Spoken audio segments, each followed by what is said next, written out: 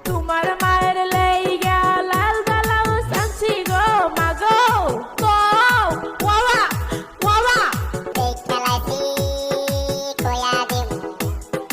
দেখালাইছি কয়া দিম তুমি তুসলির সাথে প্রেম করতাছ তাই আমি সাথীর কাছে কয়া দিম